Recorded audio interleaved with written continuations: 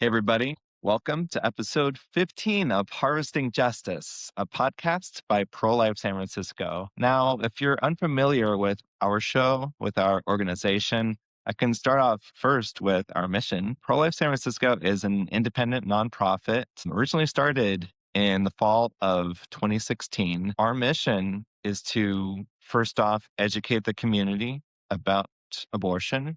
Secondly, to connect families to life affirming resources and help them get the support that they need. Third, to counter the abortion movement and its um, pervasive nature here in the San Francisco Bay Area. And fourthly, to create community for pro life people. We are strong on creating a diverse representation of the pro-life movement, creating a platform where all are welcome. I can describe myself as your friendly neighborhood pro-life agnostic. We are a cross-section of the community. People all across the Bay from various beliefs and backgrounds, expressions can be clear on the fundamental right to life that everybody holds equally. And on our show, we are highlighting these issues of human dignity regarding abortion. And one of the key subjects in that includes fetal tissue research or fetal organ harvesting. I would say if you're completely unfamiliar with the concept of fetal tissue research, fetal organ harvesting, how that connects to abortion, the targeting of pregnant moms before their abortion appointments for lab specimens, in short, you might not be able to get a clear grasp on a lot of what I'm going to share after this point in the episode. But we wanted to be able to point you back to our pilot recorded back in 2022 and our first episode from just over a year ago. So feel free to check those out if you haven't already. If you feel you're caught up enough, then I'd be happy to share with you some of the latest information connected to that topic. Back in the first week of April, we were able to show up in support of David Daleiden for our final day of court support in the case of the state of California versus David Daleiden and Sandra Merritt. It was really amazing to see all of this come to a close. Now, if you don't recall, David Daleiden was a journalist who worked for Live Action. He set out on his own project, created his own organization back in 2013 to do an undercover investigative journalism expose uh, to really get into the nitty gritty of what's going on in the world of fetal organ harvesting and fetal tissue research. They uncovered so much, it's really hard to nutshell it all, but you can check it out at prolifesf.org/David. We have a blog article that includes the full backstory using hidden camera videos for information gathering was what was being attacked by the state of California in this case. I recall even seeing that the Los Angeles Times editorial board found that Javier Becerra's charges that he filed back in 2017 against David and his colleagues were an overreach. That's the LA Times editorial board saying this, and they're no friends to the pro-life movement, particularly at least. One thing that I wanted to highlight was how there was a plea deal agreement that was reached after what was at this point a 9-year court process. Half the charges were already dropped due to lack of sufficient evidence. So there's a California recording law, Penal Code 632.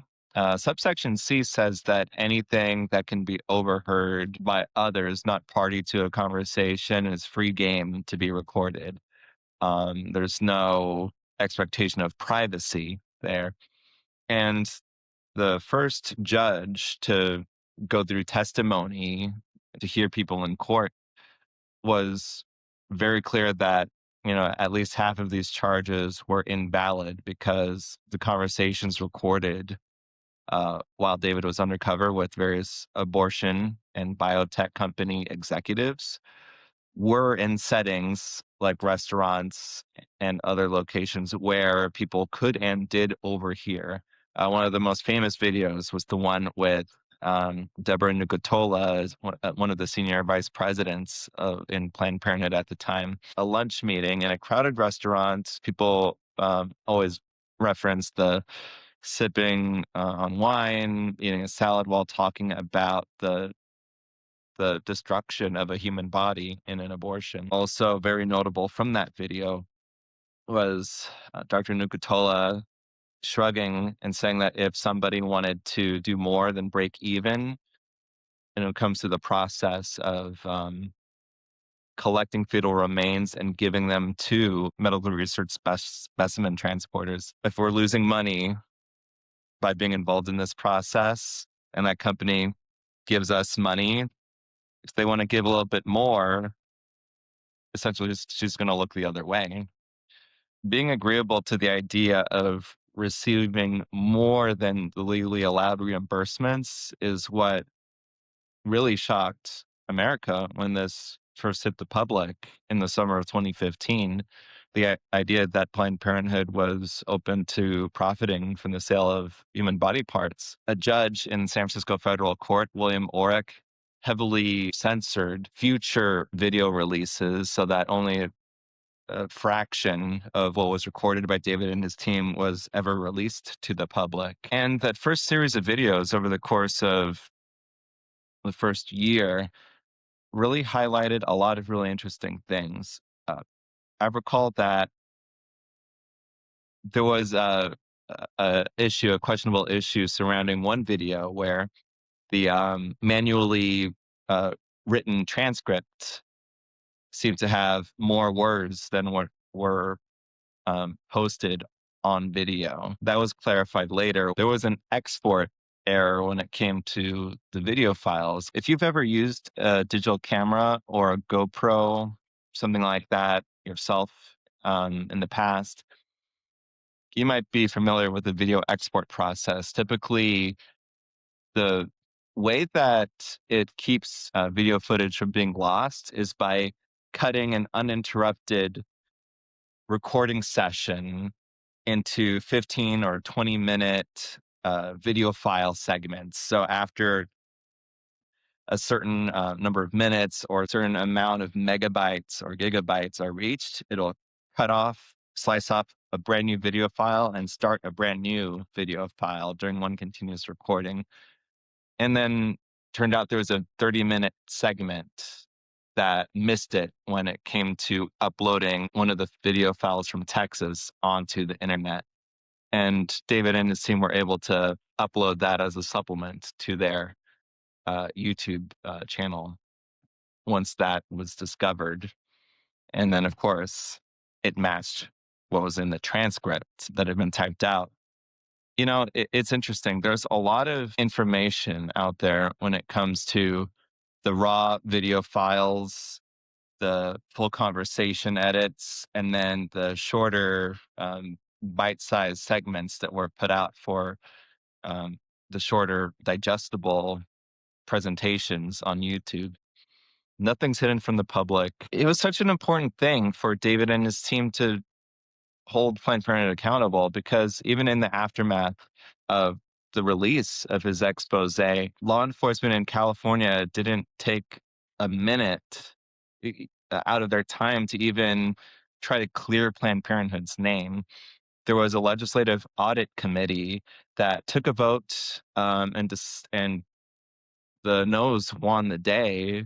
They decided not to audit Planned Parenthood. There was also the fact that on the state level, our Attorney General at the time, Kamala Harris, who's a recipient of campaign funds from Planned Parenthood, decided not to check into the story, but instead sent California Department of Justice agents to David's apartment to raid his place, confiscate, hard drives, video equipment, and her successor, uh, Javier Becerra, filed charges in court to punish David for daring to hold Planned Parenthood accountable. All in the meantime, the Senate Judiciary Committee found further evidence that Planned Parenthood, in fact, had been receiving illegal transfers of money from various sources. The FBI even found it reasonable to open up an investigation based on the evidence that the majority staff of the Judiciary Committee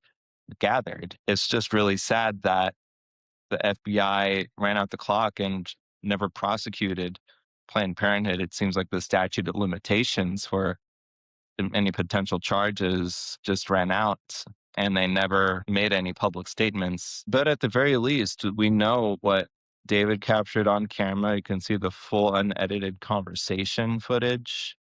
You can see the completely raw video files from Texas. Those are linked on our website. And the summary videos are a dutiful representation of the hours of footage that are publicly available. You can look at the forensic reporting by Coalfire, who was a firm that was able to confirm that there were no misrepresentations, uh, no piece of conversation that was edited out to make someone seem like they were saying something that they weren't saying. It has been just such a headache that instead of Planned Parenthood being held accountable, being investigated, David and his team were the ones being hounded in court here in San Francisco for potential felony charges over the method of video recording.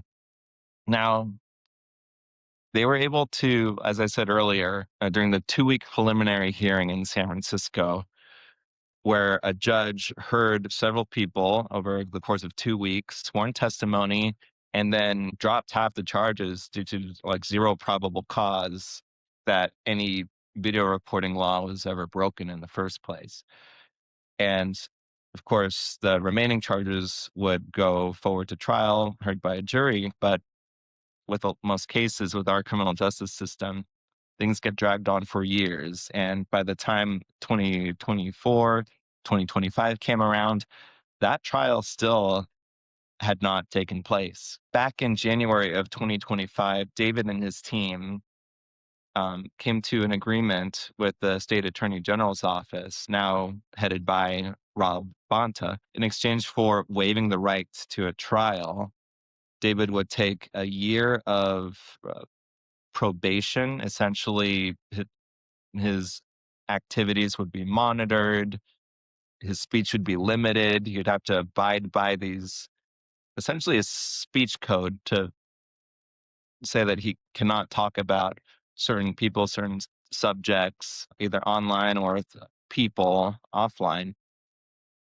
relevant to the trial. In a year, based on good behavior, the case would be completely expunged, erased, and in the dustbin of history.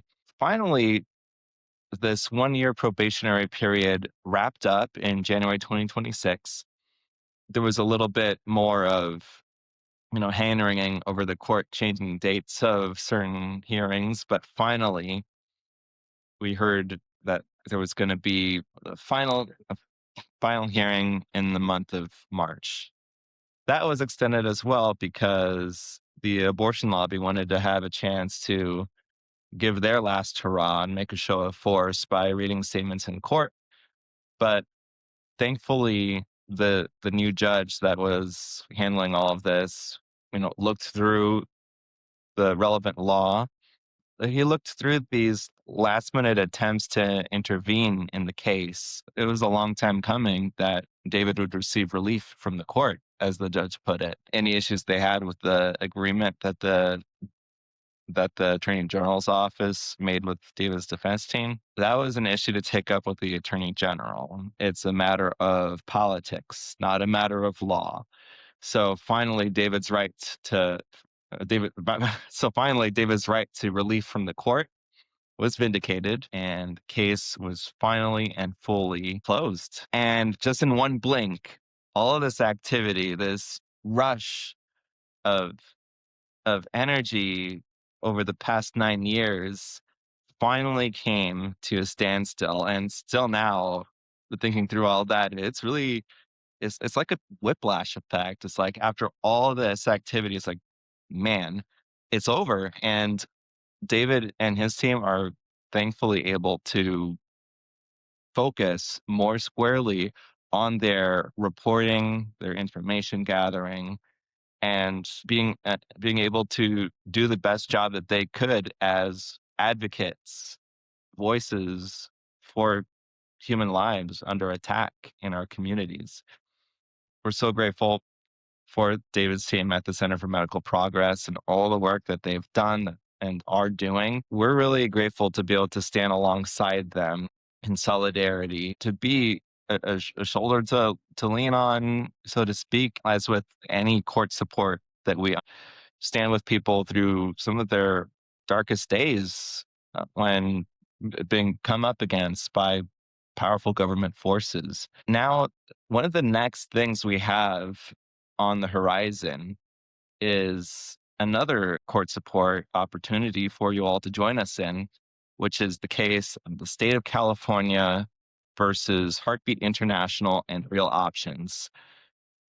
Just 2 days ago, we were at the Oakland Superior Courthouse, standing in solidarity with Real Options, close friends. They are a chain of pregnancy medical clinics licensed by the state of California that provide so many services to the public, to men and women, helping them through pregnancies as well.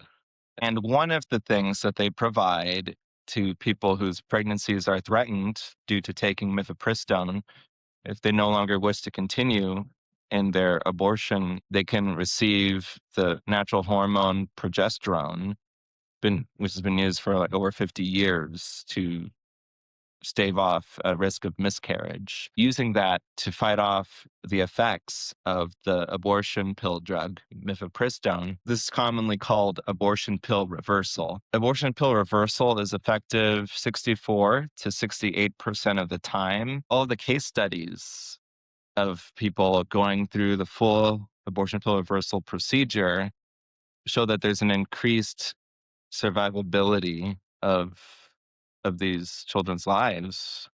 And being able to share with the public as a medical provider, as Real Options is, to have the right to communicate to the public that abortion pill reversal, this process that is 64 to 68% effective in helping your pregnancy continue, is just such an important thing for them to be able to advertise. But our Attorney General, Rob Bonta, came against them and said, you are breaking the law regarding false advertising. Curiously enough, the Attorney General isn't challenging or stopping their provision of it, them utilizing the progesterone treatments. They're only utilizing this lawsuit to try to bring to a stop, to chill their ability to talk about some procedure. It was just such an interesting experience going to the Oakland courthouse and hearing the back and forth from the Attorney General's team and the defense team from the Thomas More Society and the Lemandry firm. Really amazing people on the defense team trying to really nail down and clarify, look, this is protected speech. This isn't what they were calling commercial speech because, as they argued, we're not making money. We're providing this service free to help these parents. It was just such an interesting debate to be able to see in Oakland court. The judge seemed to project that he is going to be ordering a full trial by a judge to take place to gather further testimony. We're really excited for the opportunity to be able to stand alongside Real Options for their upcoming trial. It is set to begin in either the month of June or July, so keep an ear out for that. We're just really happy that this case is over and done with. There's so much more that Pro-Life San Francisco does than court support. Our mission is expansive, as you heard in the beginning. We are really happy to be offering our website, our directory as well of resources for families, Bay Area reproductivecare.com, our events, social gatherings, mutual aid outreaches and sidewalk outreach as well to be able to get this expression of care, information, education, and a platform for people to share their voice as well out to the public. And we really want to thank all of our supporters in making what we do possible. It's you who are the heroes in this fight to protect babies and help their families, help them get the care that they really need, rather than the neglect of promoting abortion and pushing abortion. Thank you so much for watching. Stay tuned. Take care, everybody, and have a great day.